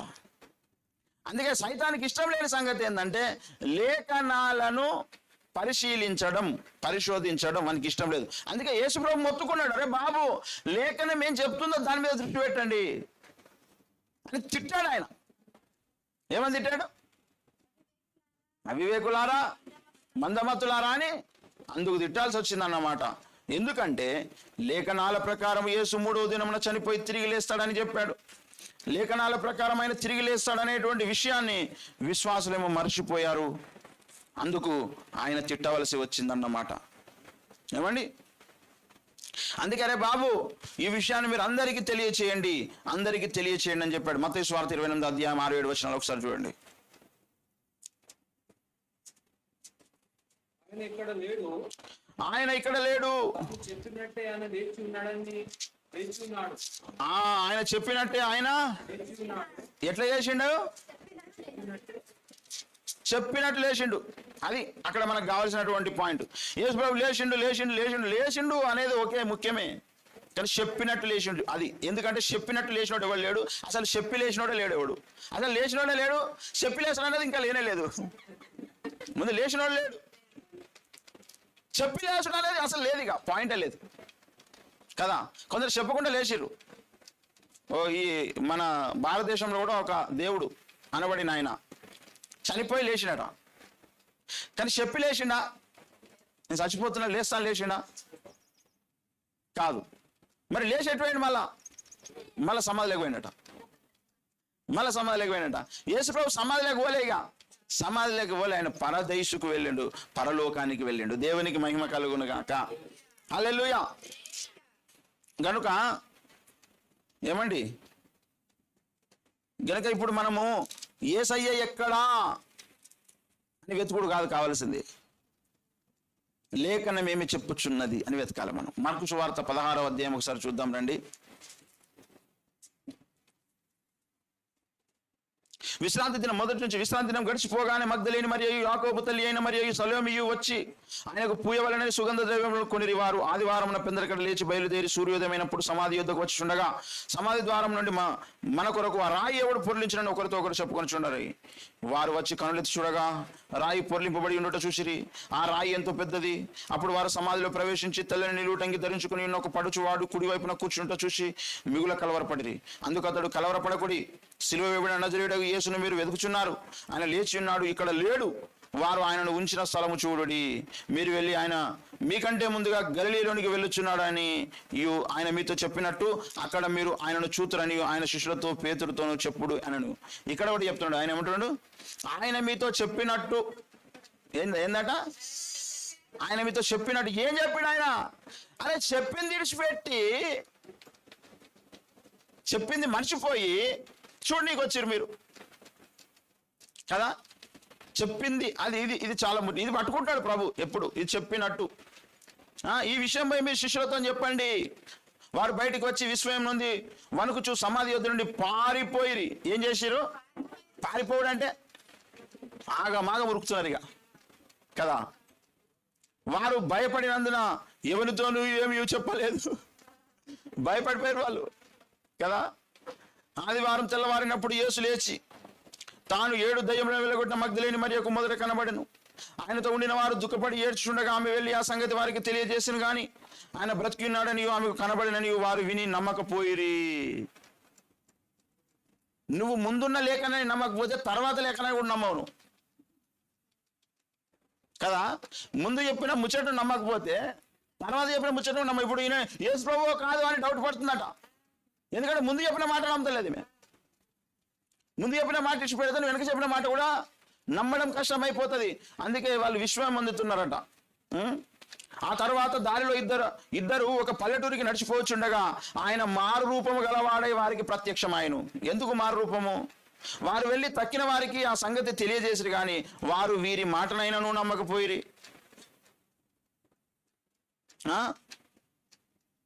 పిమ్మట 11 మంది శిష్యులకు భోజనము కూర్చున్నప్పుడు ఆయన వారికి ప్రత్యక్షమై తాను లేచిన తర్వాత తను చూసిన వారి మాట నమ్మనందున వారి అపనమ్మకం నిమిత్తము హృదయ కాఠిన్యం నిమిత్తం వారిని గద్దించను. ఏ మనుషులరా మీరు? నేను బతుకున్నప్పుడు చెప్పలేదా? చనిపోయి తిరిగి లేసానని చెప్పినా లేదా? ఇప్పుడు వస్తే డౌట్ పడుతున్నారు. ఏం శిష్యులరా మీరు అనాలి. ఆయన ఏమని ఉంటాడో నేను ఈ మాట అంటున్నా కానీ గద్దించండా లేదా? దేన్ని చూశాట? హృదయ కాఠిన్యమును చూసి. ఏం కాఠిన్యము? హృదయ కాఠిన్యమును చూసి. ఎందుకు హృదయ కాఠిన్యము? అపనమ్మికను బట్టి కదా. కనుక ఈరోజు మరి యేసయ్య శిష్యులకే హృదయ కాఠిన్యం ఉంటే, కళ్ళతో చూసిన వాళ్ళకే హృదయ కాఠిన్యం ఉంటే, దగ్గరగా ఉండి మాటలు విన్నోళ్ళకే హృదయ కాఠిన్యం ఉంటే, మరి ఇక దూరంగా చూసిన వాళ్ళకి ఎంత కాఠిన్యం ఉంటుందండి? అందుకే మన దృష్టి ఎక్కడికి పోవాలి? లేఖనాల మీదకి దృష్టిని మరల్చుకుంటే ఇది గొప్ప సంగతి అవుతుంది. దేవునికి మహిమ కలుగును గాక. శిష్యులలో ఒకరైన తోమ, నువ్వు యేసు అనేవు కాదా నాకేమెరక? యేసు ప్రభు వచ్చి దా తోమా దా, నేను వచ్చిన నీ యేసును అంటే, ఏమో నువ్వు యేసునో కాదా నాకేమెరక? అయితే రా, వచ్చి నా గాయాలలో ఏలు పెట్టి అప్పుడైనా నువ్వు అవిశ్వాసి కాక విశ్వాసం. ఇప్పుడు లేఖనం నమ్ముతున్నాడు ఆయన. అంతకుముందు నా లేఖనం అంటే మనిషి కుమారుడు 3వ దినమున మరణించి తిరిగి లేస్తాడు, మరణించి 3వ దినమున లేస్తాడు మనిషి కుమారుడు అని చెప్పిండే లేదా? నమ్ముతున్నాడు ఆయన. అవును తండ్రి, అప్పుడు చెప్పినావు కదా, నిజంగానే వచ్చినావా అనాలే కదా. లేదు లేదు లేదు, నీ యొక్క ఆ గాయాలలో ఏలు పెడితేనే తప్ప నాకు సంతృప్తి కలగది. యోహాను సువార్త 20వ అధ్యాయము 27వ వచనం.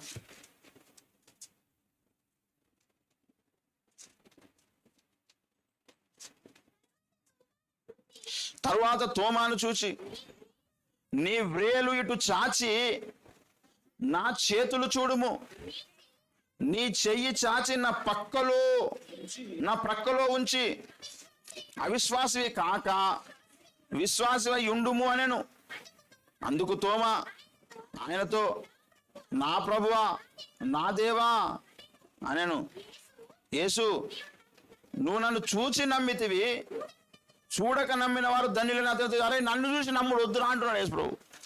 మీకు అర్థం కావాలి ఈ విషయం బాగా. నన్ను చూసి నమ్ముడు వద్దు అంటున్నాడు యేసు ప్రభు. లేదు యేసు ప్రభు ఒకసారి నీ దేవుని చూపెట్టు, తర్వాత నేను నమ్ముతా. ఇది దయ్యపు మాట. ఇది ఆయన ఏమన్నాడు, నువ్వు లేఖనాలను పరిశీలించి పరిశోధిస్తే అందులో దేవుడు కనబడతాడు, అక్కడ నమ్మాలి నువ్వు.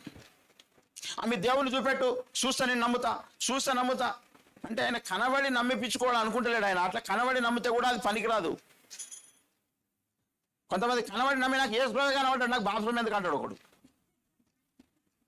అంటారు. మరి అరే నేను యేసు ప్రభువునే చూసిన. ఇప్పుడు కొంతమంది బాప్తిస్మం తీసుకో పెద్ద మనిషి అంటే నా హృదయం మస్తు క్లీన్గా ఉన్నది, నా మనసు చాలా క్లీన్ ఉన్నది, నాకు బాప్తిస్మం ఎందుకు, నాకు బాప్తిస్మం ఎంత బద్మాష్ మాట ఇది. ఇక నాకు కోపం వస్తున్నది నాకు. ఇప్పుడు యేసు ప్రభు ఒకరిని కనబడ్డాడు అనుకోండి, యేసు ప్రభు ఒకరిని కనబడ్డాడు అనుకోండి, ఇట్లా అంటే కూడా కొందరికి నచ్చదు. పాస్టర్కి ఇట్లా తిరుగుతాను ఏమన్నా నా లెక్క నేను చెప్పుకుంటా దేవునికి ఏమన్నా ఉంటే. గదాని మీద దృష్టి ఎందుకు నీకు? ఇదే పెద్ద బుద్ధిహీనత ఇది. అంటే ఏడ దొరుకుతాడా అని ఎప్పటి నుంచో ఎదురుతున్నాడు వాడు. నేను ఏడ దొరుకుతలే ఏడ దొరికినా. వీడో దయ్యం, వీడో దయ్యం దోస్తు తాపులెత్తుకెళ్ళాడు. అయితే ఆయన ఏమని చెప్పుకోవాలనుకుంటున్నాడు యేసు ప్రభు? ఆయన ఉద్దేశం ఏంటిది అసలు? ఆయన అంతరంగం ఏంటిది? నువ్వు చూసి నమ్మినావు నన్ను, చూడక నమ్మినోడు, ఏం చూడక నమ్మినోడు? లేఖనాన్ని.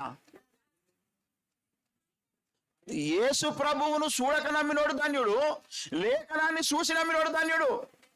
దేవునికి మహిమ కలుగును గాక. ఇది సూపర్ క్లారిటీ. ఇది దేవుణ్ణి చూడాలని ఆశ నీకొద్దు, కానీ లేఖనాన్ని చూడాలనే ఆశ ప్రతిరోజు ఉండాలి. అందుకే నాకు దేవుడు కనబడితే బాగుండు అసలు ఎవరు ఈ ప్రార్థన చేయొద్దు.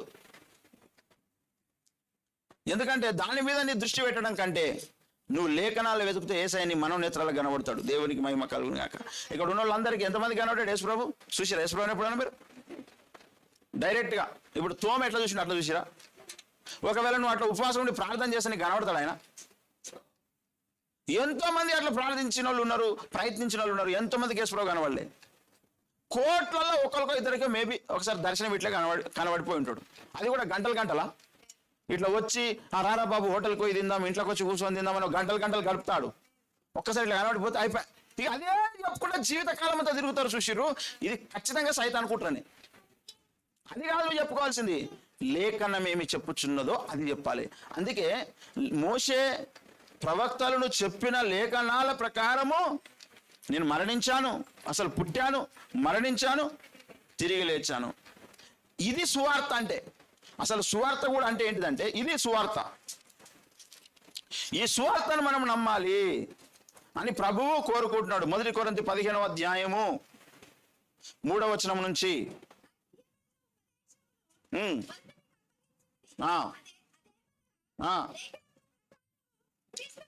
లేఖనముల ప్రకారము క్రీస్తు మన పాపముల నిమిత్తం మృతి పొందెను, సమాధి చేయబడెను, లేఖనముల ప్రకారము 3వ దినమున లేపబడెను.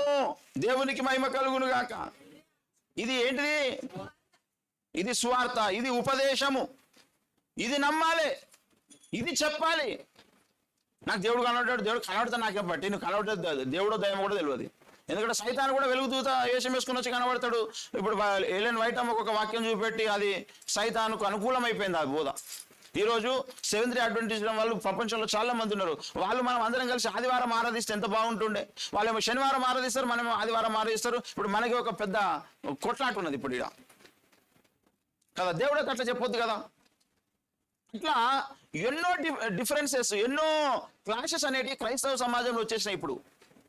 అందుకే ఈరోజు మరి ఈ తరం ప్రవక్త ఊపిరి గారు ఇస్తున్న పిలుపు ఏంటంటే, బాబు అందరం మనము లేఖనం మీదకి వద్దాం రండి, వాక్య సారాంశం మీదకి వద్దాం రండి, లేఖనం ఏమి చెబుతుందో మనం పరిశీలిద్దాం రండి, పరిశోధిద్దాం రండి. దీనికి ఎవరు రాడు, నువ్వు అట్లా కదా, నువ్వు ఇట్లా కదా, నువ్వు ఇట్లా కదా. అట్లా యేసు ప్రభువును కూడా అనొచ్చు, మోషేను కూడా అనొచ్చు, పౌలును కూడా అనొచ్చు. అరే లేఖనాలు విందాం రా అంటే, నీ శరీరంలో ఏదో ముళ్ళు ఉంది కదా, ముందుగా నాకు ఆ ముళ్ళు ముచ్చడి చెప్పంటారు.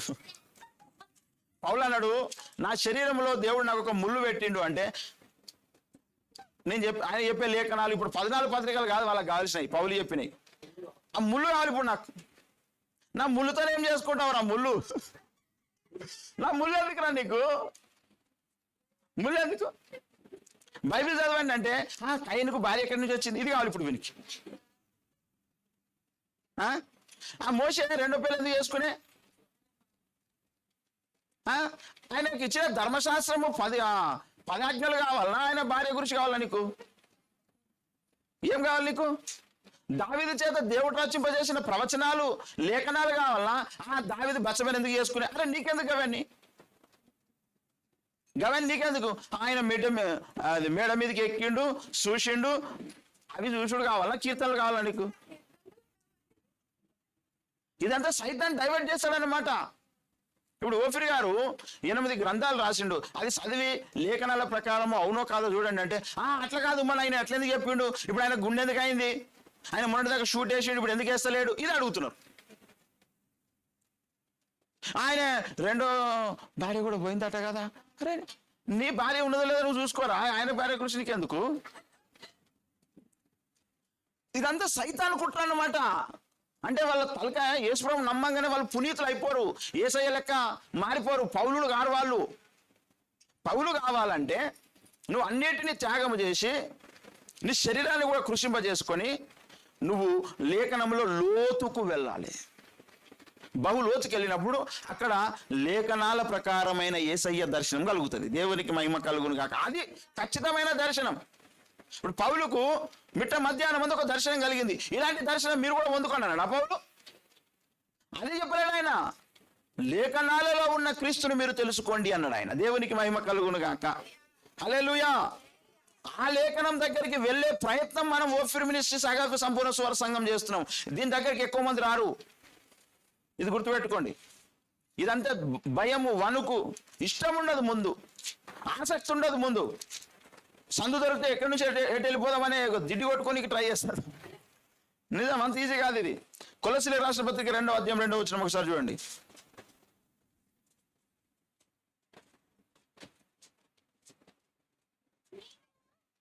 మొదటి నుంచి చదువుదాం, 2 వచనాలు ఉన్నాయి కదా, అది మొదటి నుంచి చదువుదాం.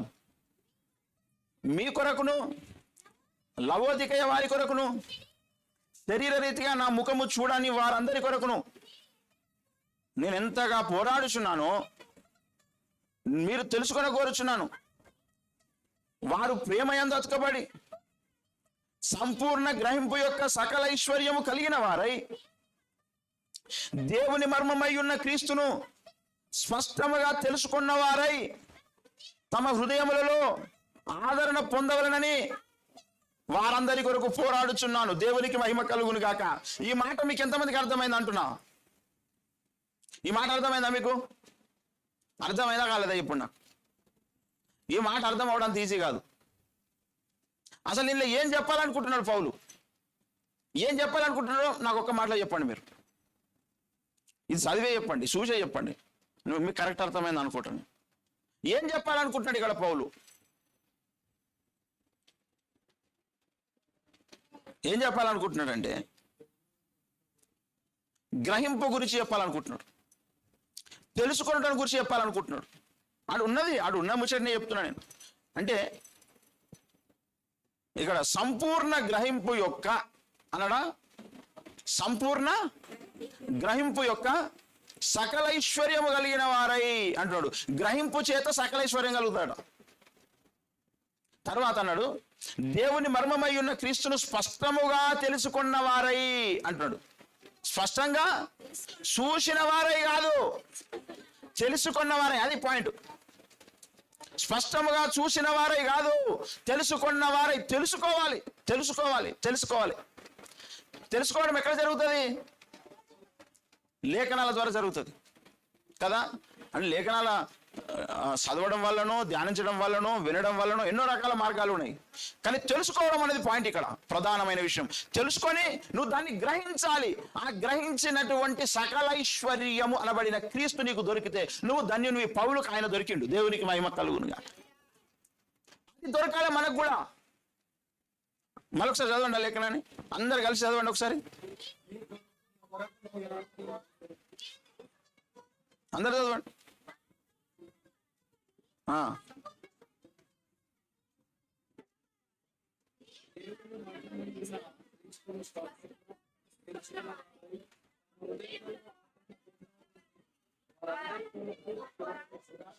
ఆదరణ ఎప్పుడు కలుగుతుందో తెలుసా? స్పష్టంగా తెలుసుకుంటే. ఉందా ఈ మాట? దాన్ని రౌండ్ చేసుకోండి. స్పష్టంగా తెలుసుకోవడం అనేది మాట ఉందా? దాన్ని రౌండ్ చేయండి. తర్వాత ఇంకొక మాట కూడా చేయండి, సంపూర్ణ గ్రహింపు.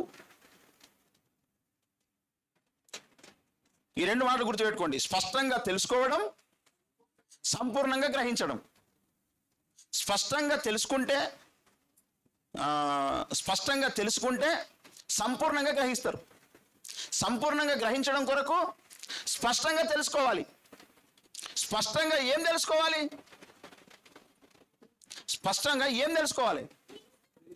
క్రీస్తును గూర్చి తెలుసుకోవాలి. దేవుని మర్మమై ఉన్న క్రీస్తును గూర్చి స్పష్టంగా తెలుసుకోవాలి, సంపూర్ణంగా గ్రహించాలి. దేవునికి మహిమ కలుగును గాక. ఈ ప్రాసెస్ లో ఉండాలన్నమాట మనం. ఇప్పుడు యేసుప్రభుని ఒక్కసారి నువ్వు ఇట్లా చూడంగానే నీకు స్పష్టంగా తెలుసుకోవడం, సంపూర్ణంగా గ్రహించడం మొత్తం వస్తుందా? దేవుని మర్మమై ఉన్న క్రీస్తు నీకు అర్థం కావాలంటే డైరెక్ట్ యేసుప్రభు వచ్చి నీతో మాట్లాడితే కూడా నీకు అర్థం కాదు. లేఖనాలలో ఆ మర్మం నీకు అర్థమవుతుంది. దేవునికి మహిమ కలుగును గాక. అందుకే మర్మమై ఉన్న క్రీస్తు అన్నాడు. ఆ మర్మమై ఉన్న క్రీస్తు నీకు డైరెక్ట్ కనబడితే కూడా నీకు సంపూర్ణ రక్షణ రాదు. ఎందుకంటే రక్షణ పొందాలంటే యేసుప్రభు కనవాడు కాదు, నమ్మి బాప్సం పొందుడు, మారు మనస్సు పొందుడు, దేవుని నమ్ముడు. దేవునికి మహిమ కలుగును గాక. అందుకే మన దృష్టి లేఖనాల గుండా ఉండాలి. లేఖనం ఎప్పుడు నశించదు, లేఖనం ఎప్పుడు స్థిరము. అందుకే ప్రభు లేఖనాల ప్రకారం పుట్టాడు, లేఖనాల ప్రకారం చనిపోయాడు, లేఖనాల ప్రకారం తిరిగి లేచాడు. ఇప్పుడు ఏ యేసును నమ్ముదాం మనము?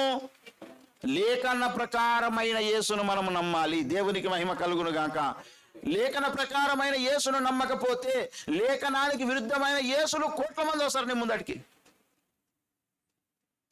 రేపు అబద్ధ క్రీస్తే వస్తున్నాడు. చాలా మంది లేఖనాన్ని మీద దృష్టి లేని వాళ్ళందరి మీదకి దేవుడే అబద్ధమును నమ్మే శక్తిని పంపించబోతున్నాడు. ఎందుకంటే వాళ్ళు లేఖనాల మీద దృష్టి లేదు వాళ్ళకి కాబట్టి. అనడా లేదా తెస్సలోనికీ రాసిన పత్రికలో,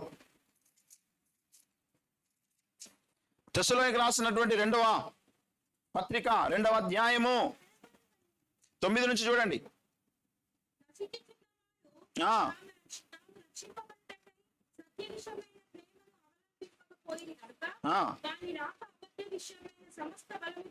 అబద్ధ విషయమైన సమస్త బలముతోను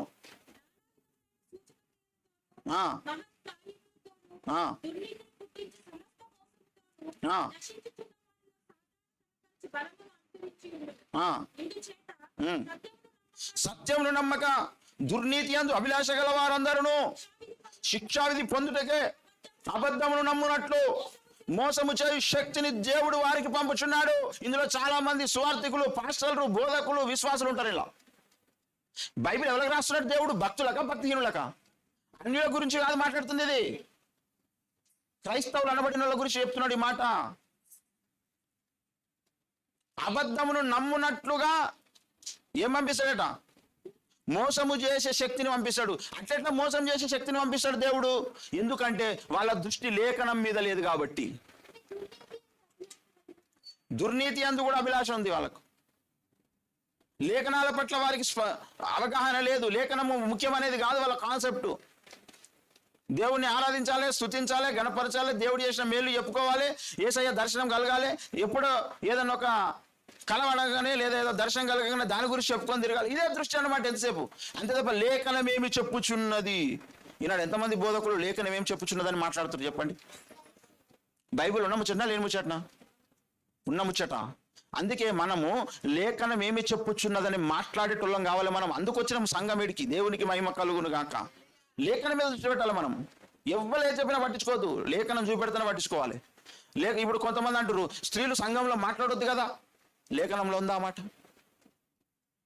ఉన్నదా లేఖనంలో? అంటే ఇక మాట్లాడరు. లేఖనం అనగానే మాట్లాడరు. ఇక వీళ్ళు వాదిస్తున్నారబ్బా, తర్కిస్తున్నారబ్బా. తర్కించమన్నాడు దేవుడు, వాదించమన్నాడు దేవుడు. వాదించొద్దంటాడు వీడు సైతాను. తిమోతితో ఏమన్నాడు చెప్పండి? ఓ తిమోతి, నువ్వు ఎల్లప్పుడూ సంసిద్ధుడవుగా ఉండాలి. దేని కొరకు?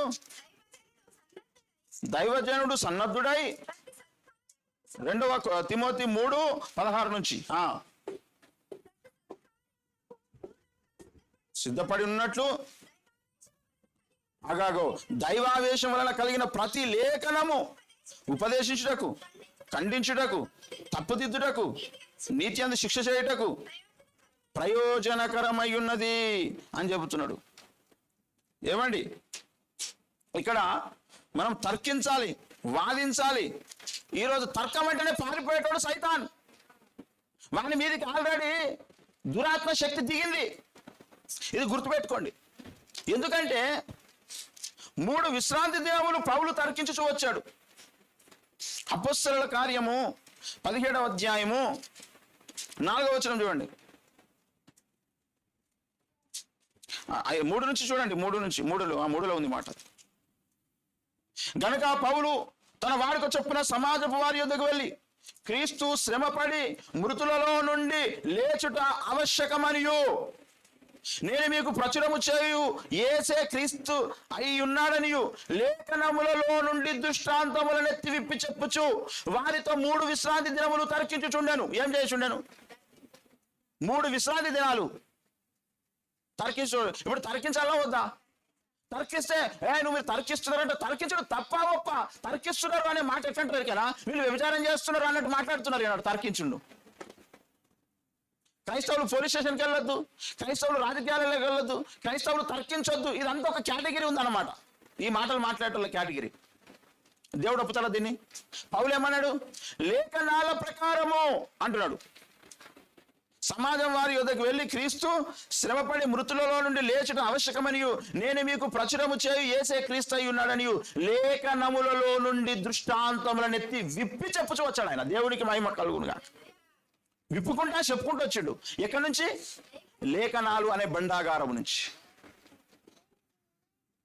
లేఖనాలలో ఉన్నటువంటి యేసును ఆరాధించేటువంటి క్రైస్తవుడు ఆదివారం వచ్చినప్పుడు ప్రభు వల్లలో పాలు పొందుతాడు. దేవునికి మహిమ కలుగును గాక. లేఖనము లేకుండా ఆరాధించేటువంటి క్రైస్తవుడు ఈస్టర్ సండేకు మాత్రమే పండుగ ఆచరించుకుంటాడు. ఇది డిఫరెన్స్. పండుగ క్రైస్తవునికి లేఖనం లేదు, వాక్య సారాంశం లేదు, లేఖన సత్యం లేదు. కానీ లేఖన సారాంశంలో ఉన్నటువంటి రోజు పండుగనే. దేవునికి మహిమ కలుగును గాక. లేఖన సారాంశమై ఉన్న క్రీస్తును తెలుసుకోవడం, ఆచరించడం మన సాంప్రదాయం కావాలి. ఇది పౌలు చెప్పాలనుకుంటున్న మాట. ఈరోజు సర్వ ప్రపంచం అంతా ఈస్టర్ను సెలబ్రేట్ చేస్తుంది. సంతోషం. కానీ ఇది ఎవ్రీ సండే చేయండి. ఆదివారం ఎప్పుడో సపోర్ట్ చేయండి. యేసు ప్రభు చనిపోయి తిరిగి లేచిండు. అది ఏ దినం ఎవరికి తెలియదు. కానీ ఆ దినం అనేది ఆదివారమున జరిగింది కనుక ఆ ఆదివారమున జరిగినప్పుడు ఆదివారం ఎప్పుడో సపోర్ట్ ఎందుకు చేయవు? సంవత్సరంలో ఒక ఆదివారం ఎందుకు చేస్తావు? అంటే నీ భక్తి పండగను ఉద్దేశించి పండగ చుట్టూ తిరుగుతుందే తప్ప క్రీస్తు చుట్టూ తిరగట్లేదు. క్రీస్తు అనే సాకును పండగ సెలబ్రేట్ చేస్తున్నావు తప్ప క్రీస్తే నీ పండగ కావట్లేదు. క్రీస్తే పండగ అయితే లేఖనం నీకు పండగ అవుతుంది. దేవునికి మహిమ కలుగును గాక. హల్లెలూయా. అందుకే ఈ లోకములో మనము సంపాదించుకునే గొప్ప ఆస్తి లేఖనాలను పరిశీలించుట, పరిశోధించుట, లేఖన సారాంశాన్ని మన బ్రతుకులో విప్పి మనలో గ్రహింపు చేసుకొని తెలుసుకొని దాచుకొనుట. అదే మనం ఈ లోకంలో పొందుకునే క్రీస్తును గూర్చినటువంటి మహిమ ఐశ్వర్యము, క్రీస్తును గూర్చిన సకల ఐశ్వర్యం. దేవునికి మహిమ కలుగును గాక. ఇది మనకి ఎక్కడ దొరుకుతుందంటే లేఖనాలలో దొరుకుతుంది. మనకు లేఖన క్రీస్తు కావాలి, దినంలో ఉన్న క్రీస్తు కాదు. ఈరోజు విశ్రాంతి దినంను పాటించే వాళ్ళు మీకు విశ్రాంతి ఎక్కడా అంటే శనివారంలో విశ్రాంతి. అప్పుడు పాత నిబంధన కాలంలో విశ్రాంతి దినం, దాని పేరేంటిది? విశ్రాంతి దినం. అంటే 6 రోజులు కష్టపడతారు. ఆదివారం నుంచి శుక్రవారం దాకా. శనివారం రోజు విశ్రాంతి తీసుకుంటారు అనమాట. ఆ రోజు ఏం పని చేయరు వాళ్ళు. ఈరోజు మన విశ్రాంతి ఎక్కడుంది? విశ్రాంతి నేను మీకు విశ్రాంతినిచ్చుచున్నాను అన్నాడు కదా మత్తయి సువార్తలో ప్రభు. మన విశ్రాంతి క్రీస్తు లోపల ఉంది. దినంలో లేదు. ఇప్పుడు దినంలో లేదు. ఇప్పుడు క్రిస్మస్ కానీ, ఫామ్ సండే కానీ, గుడ్ ఫ్రైడే కానీ, ఈస్టర్ కానీ, ఈ పండుగ చేసుకునే వాళ్ళందరికీ సంతోషం ఎప్పుడు? డిసెంబర్ 25 రోజున, ఫామ్ సండే రోజున, గుడ్ ఫ్రైడే రోజున, ఈస్టర్ సండే రోజున. లేఖనాలను ఆచరించడానికి, లేఖనాల ప్రకారం క్రీస్తును ఆచరించడానికి ప్రతిరోజు పండుగనే క్రీస్తును బట్టి. దేవునికి మహిమ కలుగును గాక. మనం ఏ క్రైస్తవులుగా ఉందాం. అందుకే క్రైస్తవులలో సఖ్యత ఉండదు. ఈ డినామినేషన్ గొడవలు ఎందుకే? ఒక చర్చికి అందుకే వాడది, ఒక పాస్టర్కి ఇంకో పాస్టర్కి అందుకే వాడది, ఒక విశ్వాసం ఇంకో విశ్వాసం పడదు. ఎందుకంటే ఇలా ఒక్కొక్కడు ఒక్కొక్క ఉద్దేశాలు కలిగి ఉన్నాడు. పౌలు లాంటి ఉద్దేశంలోనికి మనం అందరం వెళదాం రండి అని పిలిచే పిలుపు ఈరోజు ఓఫిర్ మినిస్ట్రీస్ ఇస్తుంది. దేవునికి మహిమ కలుగునుగా. ఇది కూడా మనం స్పష్టంగా తెలుసుకోవాలి. ఇంట్లో ఉన్నోళ్ళం కూడా మనం స్పష్టంగా తెలుసుకోకపోతే మనం మరొక గుంపు అయితమే తప్ప దేవుని సకల ఐశ్వర్యం మనకు దొరకదు. అందుకే దానిని గూర్చినటువంటి ఆ గ్రహింపును మనం తెలుసుకోవాలి. ఆ ఒక స్పష్టతను మనం కలిగి ఉండాలి. అందుకే ప్రభు అంటున్నాడు, అరే బాబు, నన్ను మీరు సమాధిలో లేడని బాధపడకండి రా, నేను లేఖనాలలో ఉన్నా అంటున్నాడు ఆయన. దేవునికి మహిమ కలుగును గాక. లేఖనాలలో ఉన్న యేసయ్య, ఆయన పుట్టాడు, చనిపోయాడు, తిరిగి లేచాడు. దేవునికి మహిమ కలుగును గాక. మనము అందరిలాంటి క్రైస్తవులం కాదు, నేనైతే కాదు. ఈ ఈస్టర్ రోజున ఎంత సంతోషం అయితే నాకు ఉన్నదో, ఎవ్రీ సండే నాకు ఇదే సంతోషం ఉన్నది లోపల. దేవునికి మహిమ కలుగును గాక. హల్లెలూయా, హల్లెలూయా. ఇది మన గర్వకారణం, ఇది మన గర్వకారణం. గనుక లేఖనములో ఉన్నటువంటి క్రీస్తు మనకు దొరికాడు. మనల్ని మించినటువంటి అదృష్టవంతుడు ఈ దునియాలో వెళ్ళాడుగా. ఆదివారం వచ్చిందంటే చాలు, లేఖనాలలో ఉన్నటువంటి క్రీస్తును, ఆయన శరీరమును, రక్తమును మనము తిని త్రాగుతున్నాము ఆదిమ అపోస్తలులలాగా. దేవునికి మహిమ కలుగును గాక. మనం ఒక ప్రత్యేకమైనటువంటి గుంపు, ఒక ప్రత్యేకమైన సంఘం. ఇలాంటి ఉద్దేశం, ఇలాంటి గ్రహింపు, ఇలాంటి తెలుసుకొనుట ఎవరికైతే ఉంటుందో వాళ్ళు మనం అందరం ఒకటే. ఇలాంటి గ్రహింపు లేనోళ్ళు ఎప్పుడు మనకు వాళ్ళు వేరే, వాళ్ళు వేరు మనం వేరే. ఎంత క్రైస్తవులం అని చెప్పుకున్నా సరే వాళ్ళు వేరు మనం వేరే. ఎందుకు వేరు? వాళ్ళకేమో దృశ్యరూపకమైన క్రీస్తు కావాలి, మనకేమో లేఖన సారాంశమైన క్రీస్తు కావాలి. దేవునికి మహిమ కలుగును గాక. కాబట్టి వాడి యేసు వేరు, మన యేసు వేరు. మన యేసే వాని యేసు అయి ఉండడానికి గ్యారంటీ లేదు. కానీ మన యేసు ఖచ్చితముగా రేపు పరలోకంలో ఉండే యేసే. దేవునికి మహిమ కలుగును గాక. గనక ఆ క్రీస్తు కొరకు మన పరుగు, ఆ క్రీస్తు కొరకు మన శ్రమ, ఆ క్రీస్తు కొరకు మన ప్రయాస, ఆ క్రీస్తు కొరకే మన సమయం వెచ్చించుట, ఆ క్రీస్తే మనకు కావాలి. ఆ క్రీస్తే 2000 సంవత్సరాల క్రితం లేఖనాల ప్రకారం పుట్టి చనిపోయి తిరిగి లేచి ఆరోహణమయ్యాడు, అతి త్వరలో రాబోతున్నాడు. దేవునికి మహిమ కలుగును గాక. ఆ క్రీస్తును మనము నమ్ముతున్నామా లేదా? అందరిలాంటి క్రీస్తునా, నువ్వు లేఖనాల ప్రకారమైన క్రీస్తును నమ్ముతున్నామా? ఈ విషయాన్ని ఒకసారి మనం పరిశీలించుకుందాం. అందరి లెక్క నువ్వు కూడా వెళ్ళి సమాధిలో చూసి వస్తావా యేసున్నాడో లేడో అని? లేదా ఆయన గాయాలలో ఏళ్ళు పెట్టే చెక్ చేసుకుంటావా, లేదా లేఖనాలలో చెక్ చేసుకుంటావా? లేఖనాలలో చెక్ చేసుకునే క్రైస్తవ్యం మనది. ఈయన దేవుడో కాదో అని చెప్పేసి దృశ్యాలలో కనుగొనేటువంటిది వాళ్ళది. అది మనకొద్దండి.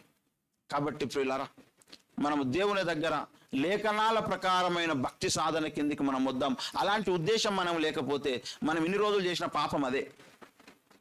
లేఖనాల ప్రకారం ప్రభువా నేను కనుగొనలేదు, అదే నేను చేసిన గొప్ప పాపం. ఈ విషయంలో నుంచి నన్ను తప్పించు, నాకు మారు మనసు దయచేయి, నాకు సహాయం చేయమని మనం దేవుని దగ్గర ప్రార్థన చేయాల్సిన వారమై ఉన్నాం. దేవునికి మహిమ కలుగును గాక. మనం చదువుకున్న మూలవాక్యం ఏంటిదండి?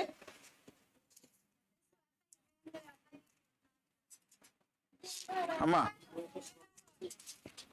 లూకా సువార్తలో చదువుకున్నాం మనం. అక్కడ ఒక మాట అంటాడు, మారు మనస్సు పొందుడి అంటాడు. చూడండి ఒకసారి 45 వచనం, లూకా సువార్త 24:45, 46. క్రీస్తు శ్రమపడి 3వ దినమున మృతులలో నుండి లేచుననియు యెరూషలేము మొదలుకొని సమస్త జనములలో ఆయన పేరిట మారు మనస్సును పాప క్షమాపణయు ప్రకటింపబడుననియు వ్రాయబడి ఉన్నది. ఏమని రాయబడ్డది? వ్రాయబడి ఉన్నది. ఇది కావాలి మనకు కదా. ఆయన పేరిట మారు మనస్సు, పాప క్షమాపణ ప్రకటింపబడుతుంది. ఆయన పేరిట మనం మారు మనస్సు పొందుదుము గాక. దేవునికి మహిమ కలుగును గాక. లేఖనాలలో ఉన్న క్రీస్తును కనుగొనుటకు మనం మరొకసారి తీర్మానం చేద్దాం. ఈ దినాన ఆ క్రీస్తును మనం కలిగి ఉందాం. మరి ఆ క్రీస్తే మనకు లేకపోయి ఉంటే మనం మారు మనసు పొందే అవకాశం ఉంది. మనం మారు మనసు పొంది ప్రార్థించుకుందాం. దేవుడు మనకు సాయం చేయను గాక. రండి. హల్లెలూయా, హల్లెలూయా. అందరం కూడా మోకరించి ఒక మాట ప్రార్థన చేద్దాం.